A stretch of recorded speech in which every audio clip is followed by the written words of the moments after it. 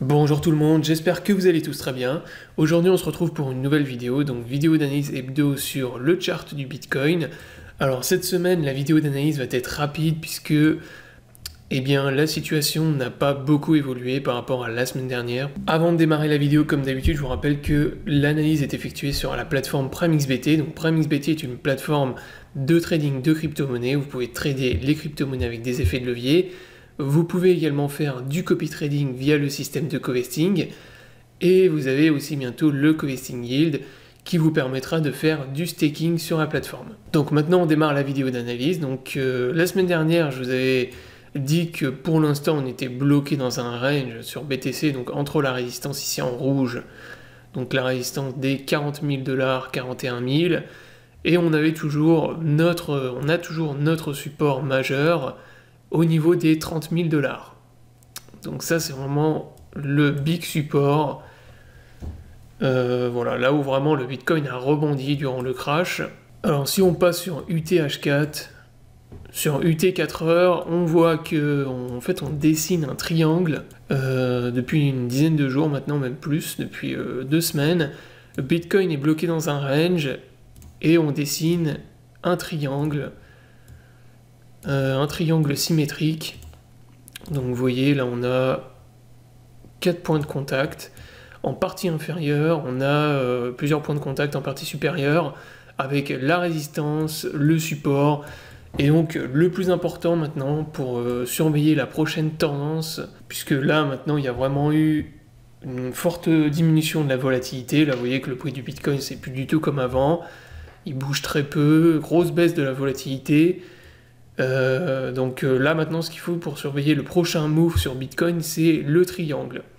Alors si on break le pattern vers le haut, eh bien moi je m'attends au scénario que je vous avais donné la semaine dernière, c'est-à-dire que il va retracer une grosse partie du crash qu'on a eu le mois dernier, et il va retracer, donc retester des niveaux de résistance qui seront beaucoup plus hautes.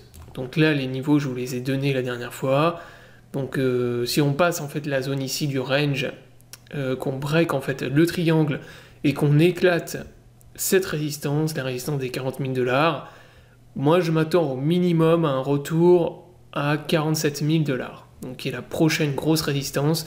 On voit que ça correspond au bas de l'ancien range qu'on avait au-dessus, qui sera une grosse résistance, et donc moi je viserai au minimum cette target. Après on a également le niveau des 52 000 $ qui est un peu plus haut, mais il y a déjà un très gros niveau de résistance ici, donc il faudra voir après comment le Bitcoin il se comporte dans cette zone. Donc là, le scénario pour l'instant que je vous ai donné, il n'est pas invalidé. Donc là, pour le moment, sur le RSI, on a toujours nos divergences bullish, sur le daily, sur le 4 heures. Voilà, on a toujours nos divergences à purge. On a le triangle symétrique qu'il faut absolument réussir à briser pour repartir dans une tendance haussière.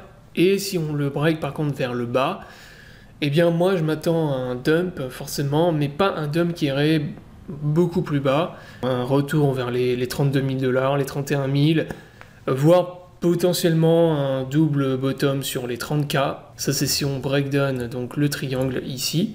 Là forcément on va avoir un dump et ça va repartir dans une tendance baissière. Mais comme je vous l'ai dit, voilà, je m'attends pas à un ravage, truc vraiment hyper violent en dump. Voilà, il y a le support des 30K qui est énorme, il y a eu énormément de rachats dans cette zone.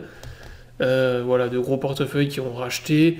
Donc pour moi, le plus probable, c'est toujours le scénario que je vous ai présenté la semaine dernière, c'est-à-dire le scénario bull à court terme de retracement sur Bitcoin, avec le Bitcoin qui va retracer donc forcément le dump, en fait l'énorme crash qu'on a eu ici, retracer une grosse partie du crash. Et après, il va falloir surveiller justement les comportements du Bitcoin sur les différents niveaux de résistance.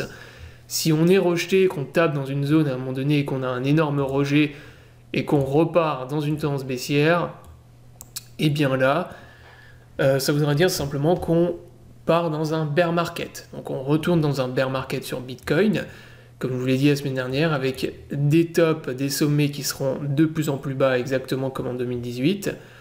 Moi je m'attends à un bear market, je vous le dis, et à un Bitcoin qui repassera sous les 30 000 $. C'est-à-dire vraiment voilà, un bear market qui durerait plusieurs mois, voire peut-être 1 an ou 2 ans. Et inversement, si on repart dans une tendance bull, qu'on repasse au-dessus du niveau des 52 000 $ ici, et qu'on arrive à se stabiliser au-dessus de ce niveau, puis ensuite voilà, former un range et réussir à briser le range, vers le haut bien sûr, moi dans ce cas-là je repasserai bull, ça veut dire que bah, là on aura en fait on aura juste fait un dump, on aura fait un bottom sur le marché et on repart dans une tendance haussière avec le Bitcoin qui refera un nouvel ATH. Pour ça, moi je veux un Bitcoin, une stabilisation vers les 52 000, on va dire la zone des 50 000 $, un Bitcoin qui reviendrait jusqu'à ce niveau-là, qui arriverait à se stabiliser et former un range. Voilà, donc la vidéo est terminée, donc c'est une petite vidéo rapide. Il n'y a pas grand chose de plus à dire par rapport à la semaine dernière. Le plus important là, c'est vraiment de surveiller l'extraction de ce triangle. Donc le triangle qui dure vraiment depuis le 20 mai. Donc ça va faire 15 jours maintenant qu'on évolue à l'intérieur de ce pattern. Donc forcément, plus les patterns sont sur des unités de temps qui sont importantes, plus en fait ils sont gros, et plus les cassures sont violentes en termes de volatilité. C'est-à-dire que là, si on le casse vers le haut, moi je m'attends à un énorme short squeeze, vu qu'en plus on a eu énormément de vendeurs dans ce triangle. Si vous regardez par exemple les funding rates sur les différents exchanges, vous verrez qu'on est négatif depuis plusieurs semaines maintenant. Donc ça veut dire qu'il y a eu énormément de vendeurs. Et donc, qui dit énormément de vendeurs, dit potentiel gros short squeeze, avec tous les stop loss des shorts au-dessus du triangle voilà, qui peuvent se faire rect. Donc voilà, j'espère que la vidéo vous aura plu, donc je vous invite à vous abonner à la chaîne pour ne pas rater les prochaines vidéos. Je vous souhaite à tous une bonne journée et à bientôt pour une prochaine vidéo.